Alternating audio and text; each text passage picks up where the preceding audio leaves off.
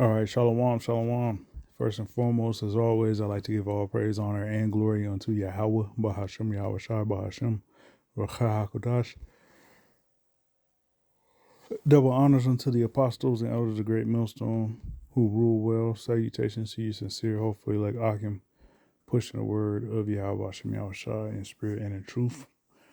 To Ma'ah, Arabayim, Arabai, Allah, that is to say 144,000 in Alash 1 Kodash. All right, Ma'ah, Arabayim, Arabai, Allah, 144,000, which is what we are striving to be a part of. This is just a quick little update, along with, what we see happening in the Middle East with more nations getting involved in World War III, the mustering up of troops for World War III. You got the Kurds,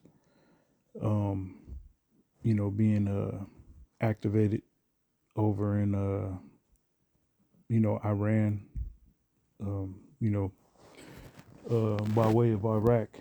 Okay, ground troops being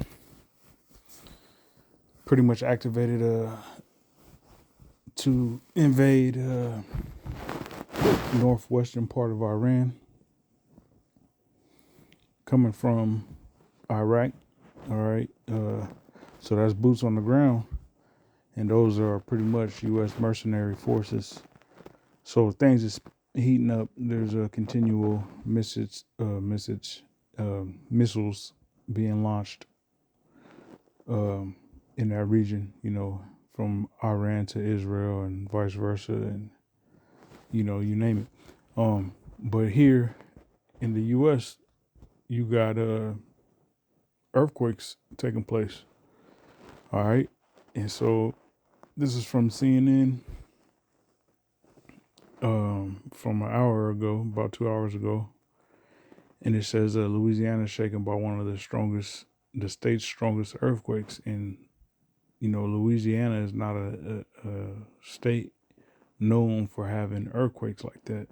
All right, now with oil drilling and fracking taking place, in America, that has contributed to earthquakes happening in places that they don't usually happen. And this is all end time prophecy. All right, it was prophesied via our Lord Yahweh Shai that these things would take place, and we see them taking place along with World War III. So we know without the shadow of a doubt that we are in the end. All right, so this is as it says here in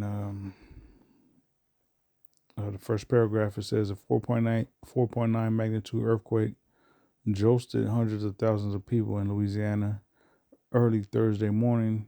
An unusually strong tremor for the state. There have been no reports of damage or injuries. The earthquake, centered about 7 miles west of Edgefield in northwest Louisiana, is the strongest earthquake centered on state soil and one of its strongest on record, according to the U.S. Geological Survey. Edgefield is about 35 miles southeast of Shreveport. In February 2006, a 5.3 magnitude earthquake was recorded offshore in the Gulf. All right, so all that the fracking and oil drilling, in the Gulf of Mexico, off the shores of Louisiana and Texas, things of those states, that contributes to these earthquakes that happen over in that region. Okay, so in February 2006, a 5.3 magnitude earthquake was recorded offshore in the Gulf about 100 miles south of Grand Isle, Louisiana. A 4.2 magnitude earthquake in October 1930 was the previously known strongest tremor on state soil. More than 650,000 people experienced weak shaking from Thursday's earthquake, particularly in Louisiana and nearby parts of eastern Texas and southern Arkansas, according to The USGS moderate shaking impacted 1,900 people near the Temblor's epicenter. All right, so here you see, earthquakes taking place. All right, and these earthquakes are just gonna continue to be more intense and happen more often. Okay, and that's all prophecy. All right, now this is Matthew 24, and this is what our Lord Yahweh Shah had to say. Okay, and I'm gonna start up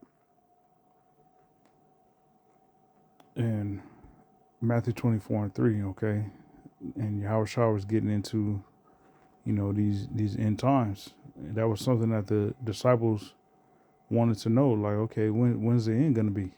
All right, so this is Matthew 24:3 in the KJV. It says, "And he sat upon the Mount of Olives. The disciples came, and as he sat upon the Mount of Olives, the disciples came unto him privately, saying, Tell us, when shall these things be? And what shall be the signs of thy coming and of the end of the world?" All right, the end of Esau's eon, his uninterrupted period of rule. So when is the so-called white man going to be taken down? Because it's prophesied that Esau will be in rulership, before the Lord made his second coming. All right. So that's another indication of how we know who Esau Edom is, because the so-called white people are in rulership. It says, "And Yahushua answered and said unto them, Take heed that no man deceive you." And you've had that over the course of history, certain bugged out individuals from all nations claiming that, on such and such date, the world was going to end, and they never come true. Okay. It says, "For many shall come in my name, saying, I am anointed, and shall deceive many. And ye shall hear of wars and rumors of wars." And do we not see that now? All right, we see wars, we hear rumors of wars. All right. "See that thou be not troubled, for all these things must come to pass, but the end is not yet." All right, and the end is not yet because that MOTB, which is a major prophecy, pretty much the second to last prophecy before the missiles go off, the missiles being shot, into the ends of the world and ultimately turning America into the lake of fire.